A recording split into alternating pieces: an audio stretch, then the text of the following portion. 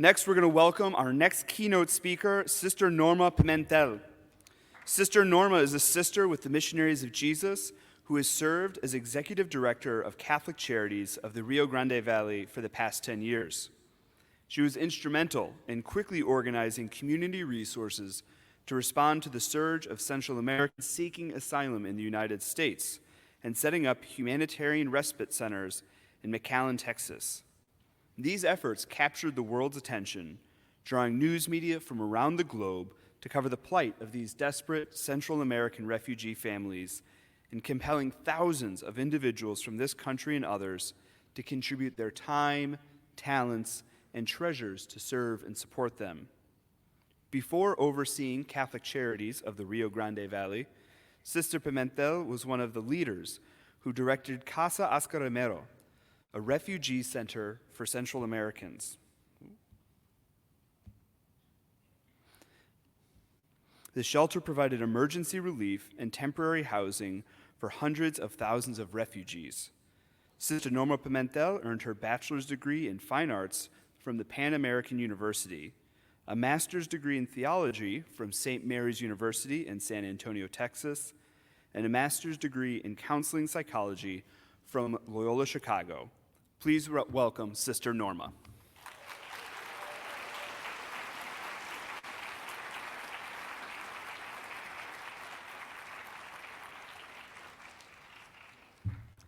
Thank you. Muchas gracias. I'm not supposed to touch this because they say it would fall. So if it does, well, we'll have a laugh. I come from South Texas, border with Mexico, and I lived there all my life. So I know a lot about what's happening there. And I'm actually very blessed to be part of the Rio Grande Valley, the South Texas, and be part of what it means to respond to the many immigrants that come to our border. Because I feel that it is there that I find God, in their faces, in their stories, in their lives.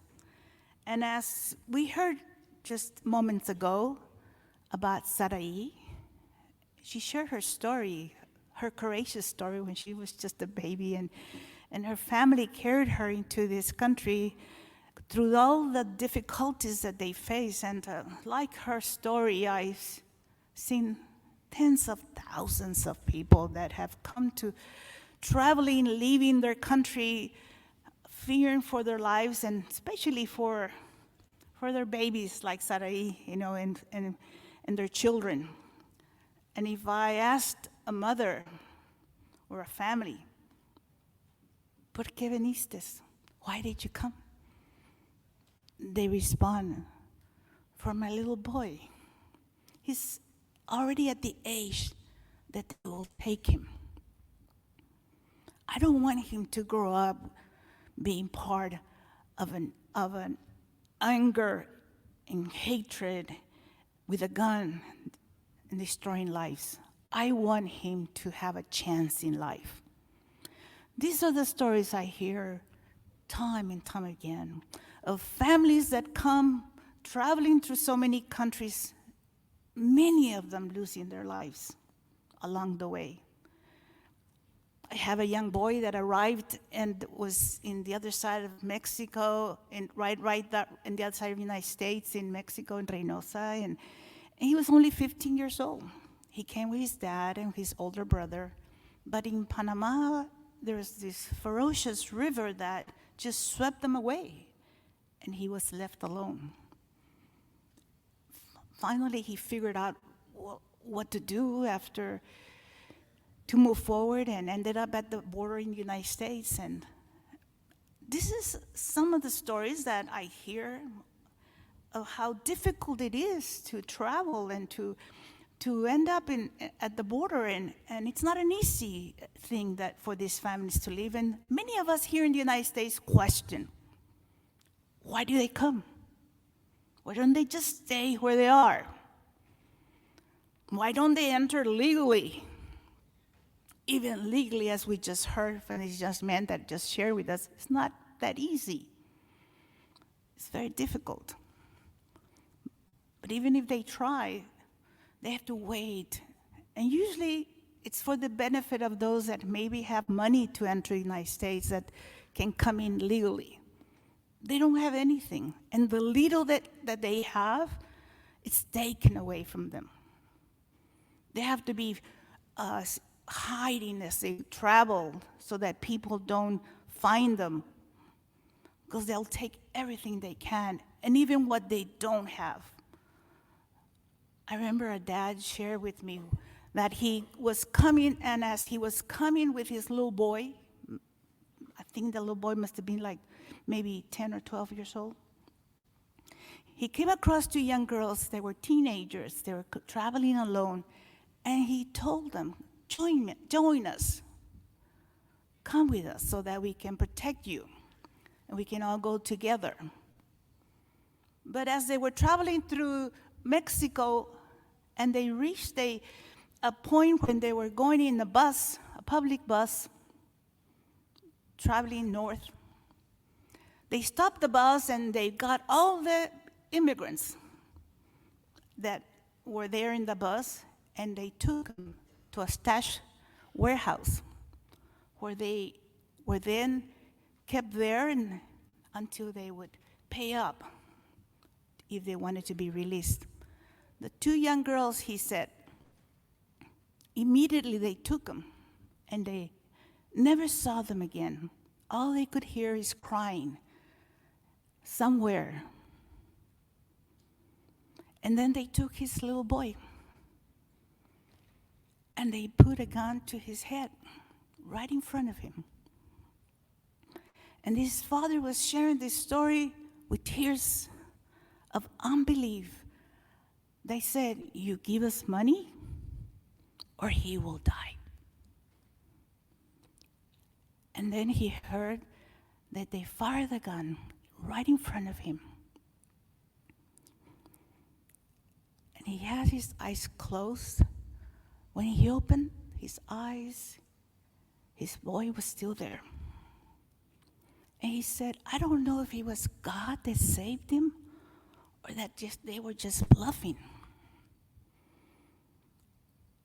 So I called people and managed to get some money, somebody to send us money so that they let us go.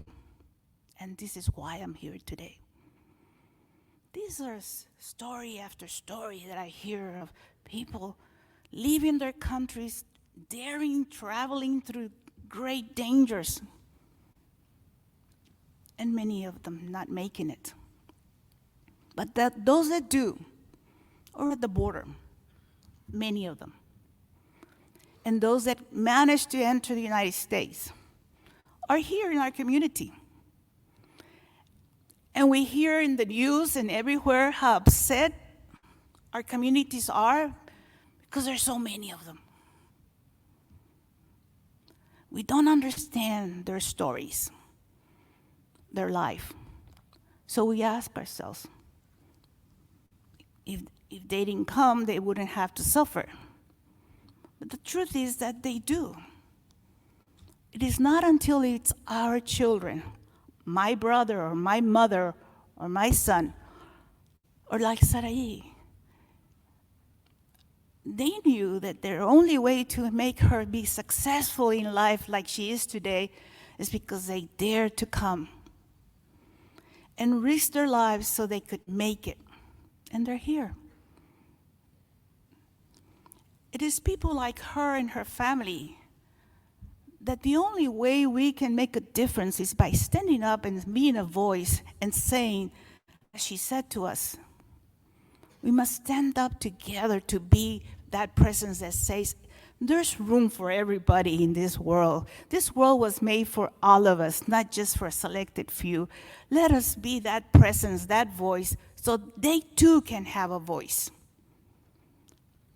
So that children at the border don't have to be put in detention or families be sent back to their country because that's the only way we can deal with this politically.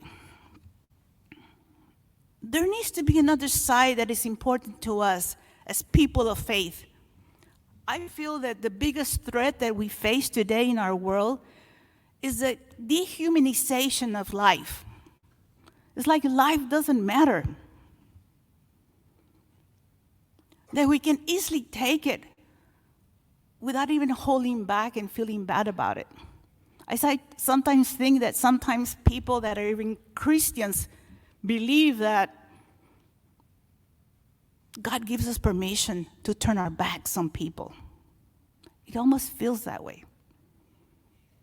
But when I get close to families, to children that are crying there before me, that are all dirty and muddy and scared and frightened, I've seen them in the detention facility asking me, por favor, sácame de aquí. Please get me out of here. When you see that right there before you, I don't believe there's anyone with a heart, because I think God made us all with a heart that cares. It is only those that distance themselves from and put themselves in some kind of a bubble so they don't feel. It is only then that you don't feel, and if you don't get close enough to see what I see. I see children come up to me in my shelter where sometimes it's so full because I don't have space to put so many, but yet when another family comes in, they tell me, sister, madrecita, aquí cabe. They fit here. And honestly, if I were to put another 10 people in there wherever you are, there's no room, yet you make room. They made room. They opened their space and says, we all fit here. Because they all understand the struggles that they go through. And they're just happy that they're in a safe space where they're welcome and they're treated with respect. When I started back almost 10 years now, the center that we oversee right now, it was all of us, the community, came together as one community, one church. It didn't matter if you're Catholic, or you're Protestant, or you're evangelical, or you're whoever. We were all there together as one church, one community caring, believing that responding to the care of families and children was the right thing to do. It didn't matter if you're Republican or Democrat, whether you're law enforcement or even Border Patrol. We were all together working and have continued to work together in South Texas as one community because we believe one thing: restoring human dignity. When we believe in restoring human dignity, everybody believes that that is the right thing to do. It's not about politics. It's not about being right or wrong. It's about doing what's right. And that I believe that is what we're called to do. All of us, you have great energy, great enthusiasm. All of you can make a difference in today's world with all that is happening today. The one thing we must work together to do is to try to bring back God into our world. I just got a text this morning from somebody saying, it looks like hate is more popular than love. I don't agree with that. I think all of us, you, can make a difference to show that love is the center of who we are.